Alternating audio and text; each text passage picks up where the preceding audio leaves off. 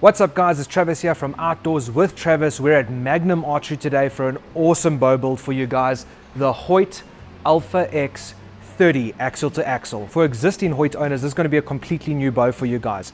The riser, limb pockets, cams, string and cable slider is completely new. Hoyt boasts this to be one of the most efficient bows they've ever built, with a focus on a smoother draw, higher let-off, increased velocity, and a better sound and vibration performance. Although the Alpha X30 is a 30-inch axle-to-axle bow, it has the string angle of a 32-inch bow when at full draw, aiding in forgiveness and stability. But you've heard all the specs about this bow already, and this video is a bow build video. So for today, for the sake of time saving, I've already got the QAD Hunter Ultra Rest on the bow, slightly tuned, but we're still going to play around on the paper as well. Got the Hoyt Carbon Super Light, an older model, but it still gets the job done. 6-arrow quiver, running the CBE Track Pro 3-pin slider sight, what you've seen on my other bow as well. And then we have the Quattro Velago 15-inch stab for the front. You guys know that I love a nice long front stabilizer. And for the sidebar stab, I've got the Velago 10-inch, and we're using the Hoyt SL sidebar mount to keep everything nice and streamlined.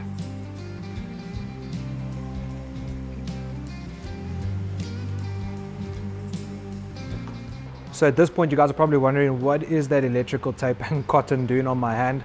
Well, let's just say I was messing around preparing for this video last night with a blade, and stupidity won and it slipped and it went quite deep into my thumb. I don't think I need stitches, but mercurochrome and some electrical tape did the job. So what is so different about the Hoyt Alpha X? You know, we went over the fact that the cams, the riser, the limb pockets, and the integrated cable slider is all brand new to the Hoyt family. Let's start with that HBX Exact cam. Something new to the line is 1/4-inch draw length adjustments, making this bow highly tunable to be exactly for you. Then they have the X Hard and Hard Wall options, and an 85, 80 and 75% let-off option. What I really like is the integrated kickstand on the cam itself, to protect the string and the cam when you place the bow on the ground. Another massive change for this bow is the limb pockets. Not only have they made them wider, but they've changed the angle of the limb pockets as well. So I believe that aids in that 32-inch string angle at full draw, as well as a lot of stability when at full draw. Another really nice thing about the Hoyt 2024 lineup is the Wire WRX bowstrings. It's a brand new bowstring from Hoyt that is designed to work with the bow, as well as the whole shot V2 silencers that apparently reduce sound vibration on the string by 25%.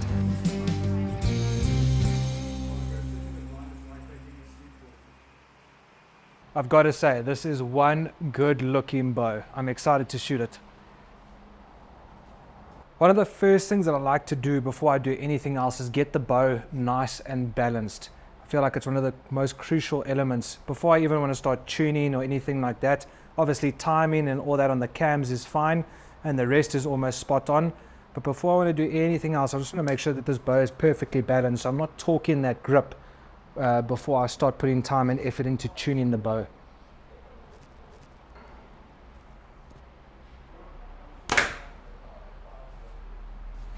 Not too bad. Definitely a lot heavier now with all my stuff on it, but not too bad. I think I can move that stab just a little bit.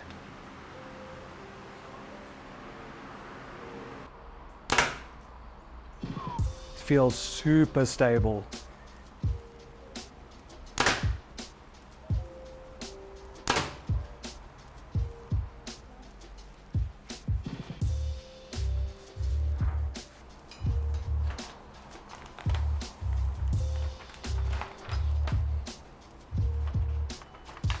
I feel like the bow is really nicely balanced at the moment. That bubble stays completely in the middle no matter what, and I don't have to torque my grip or anything to play with it. And now we need to move into paper tuning and make sure that this arrow is coming out the bow straight. So I just take the grip off. I feel like sometimes that rubber can induce a little bit of torque, so I like to shoot straight off the riser.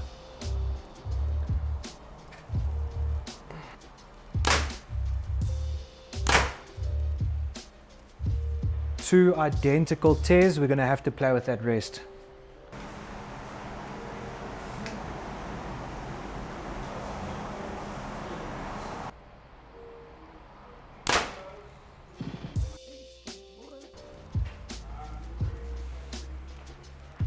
Same tear.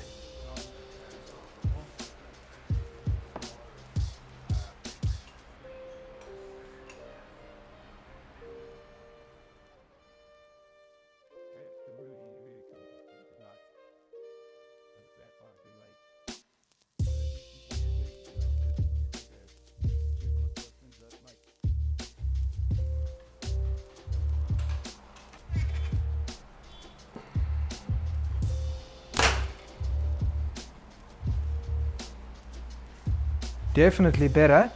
Maybe do one more.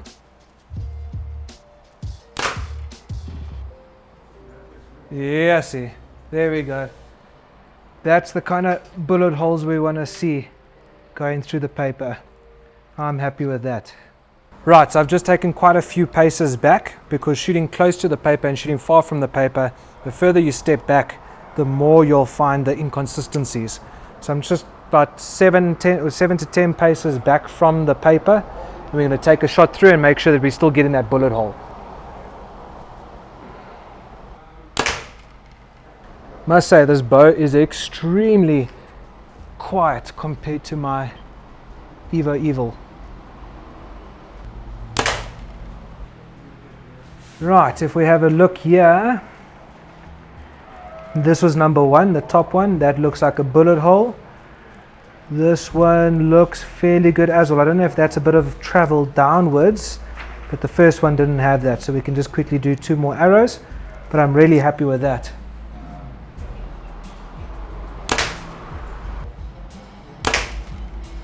Let's go have a look.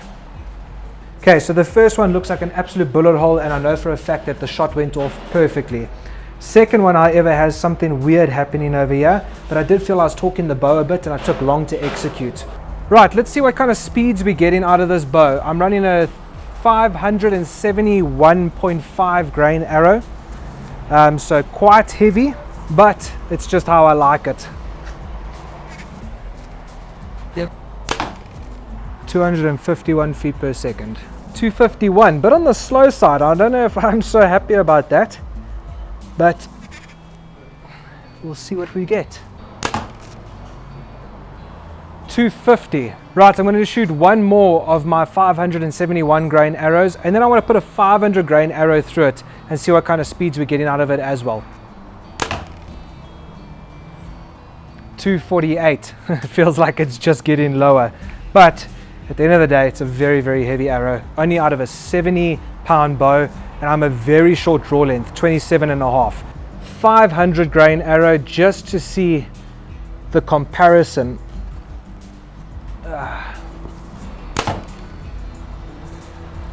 266 feet per second with a 500 grain arrow. So that was the speeds I was hoping to get from the 571 grain arrow.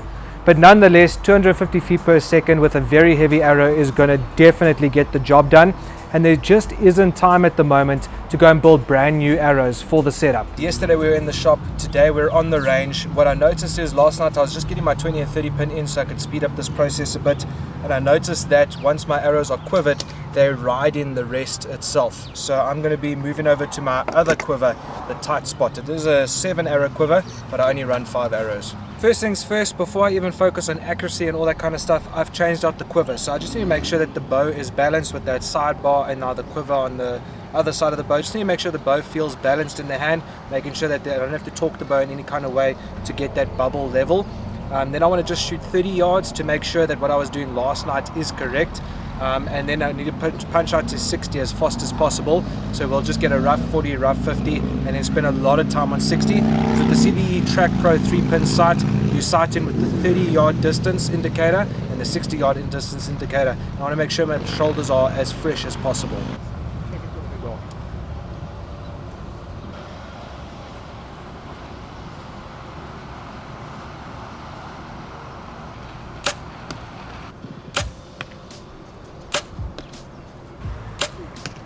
First arrow is slightly off the card, but it's the first shot for the day. Second arrow on card. Third arrow, big head-on wind, so I felt that bow wobbling in my hand, but we still managed to nick the card. Fourth arrow was dead center of the card, so I'm very happy with the 30. I'll probably just shoot one more, but I want to move to 40, 50 and get out to 60 as quick as possible, as soon as we can confirm that we're happy with our 30.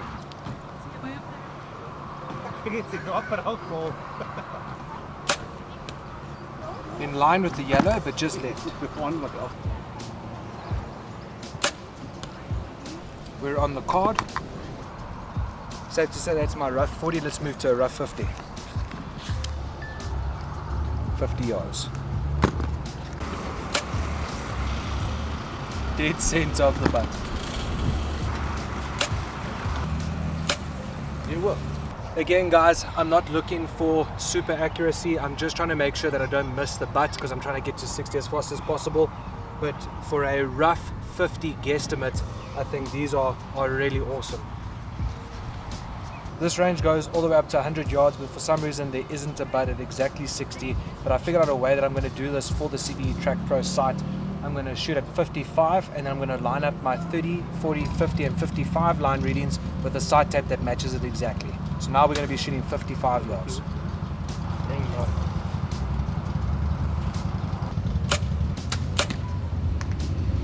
In the card. In the card. We got one a little left and one in the card.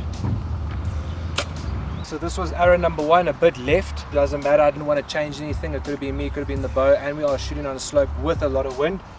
Arrow 2, arrow 3, nice grouping. Dropped a bit on arrow 4, but we are definitely hovering around what is our 55 yard mark. But I don't want to just assume. I'm going to shoot a ton more arrows now at 55 until it is spot on, and we can grab those steel side tapes from CBE and see which one's right for us. It is the second day ever that I've touched this bow, shot this bow, played with it, obviously built it, set it up, and it feels like I've owned this bow forever. I'm just shooting as if I've always shot.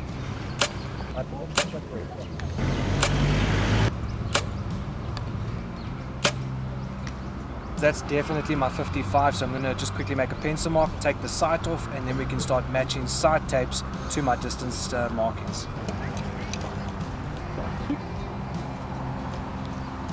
So all I needed for this is a set of Allen keys, the steel sight tapes from CBE Track Pro's kit, and then the CBE side gauge tool, which we're actually not going to use because we didn't go to 60, we went to 55. So I'm going to use the side tapes themselves. So I'm going to just take my blank side tape that I've made all my pencil markings off. Yeah. I would say that is spot on, the 55 and the 30. Not looking at the 40 and the 50, that isn't lining up. The 30 and 55 are the most lined up out of all the tapes. Let's try that out. Good.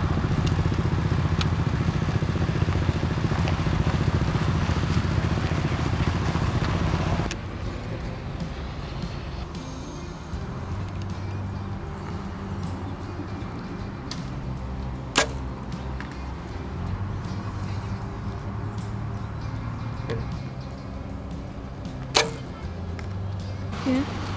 That is definitely my 55. So now I want to just push out to 80, nice and far, confirm that this is my sight tape. Moment of truth, 80 yards. Let's see if this is our sight tape.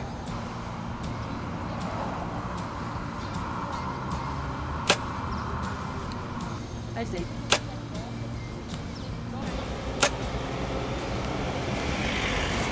They're all grouping high. So we changed sight tapes, we just went down one sight tape, and let's see if that's going to do the trick. It looks like I was slightly too slow on my last sight tape, and so that made us group perfectly at 80, which means the bow is really well tuned, but high. On card. It's on card. Okay, let's check it out. That's 2 arrows, 80 yards on card. Guys, we have only spent a total of 7 hours with this bow. 4 hours yesterday in the shop, tuning, fine tuning, paper tuning, getting everything on the bow. And now we have spent a total of 3 hours on the range, sighting in the bow, which has more to do with the sight than the bow itself. This bow is phenomenal. And again, a guy like in a longer axle to axle bow, I don't feel that this is a 30-inch axle to axle bow. It shoots like a 32, 33 axle to axle bow. This is my tape, guys. This is my tape. So this was our third shot that we just took, where we moved the sight to 55 after shooting 80 to see if that sight tape's consistent over different distances, and we're on card. So I'd say that's pretty good. Let's go to that 80-yard target. This just absolutely amazes me, guys. 80 yards, 2 arrows right next to each other. and I really don't feel like I hassled at all today to tune this bow or anything.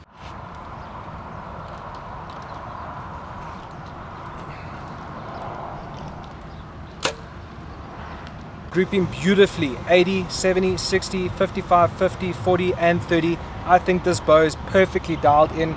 The arrow flight looks really good, and I must just say in 7 hours in total, actually 8 hours now, we have taken this bow from a bare bow to a fully built bow and sighted it up to 80 yards. I keep talking about time. We don't have time to build new arrows. You know, we're trying to get this done as quick as possible while making sure that we are focusing on performance. And it's because we're actually going on a survival hunt in the next 6 days with this very bow, putting it through its paces in the African bush. It's going to be awesome, and stay tuned for the next video. This was the Hoyt Alpha X. Once again, big thank you to Magnum Archery. We appreciate you guys. Go check them out in the link in the description below. Much love, guys. Peace.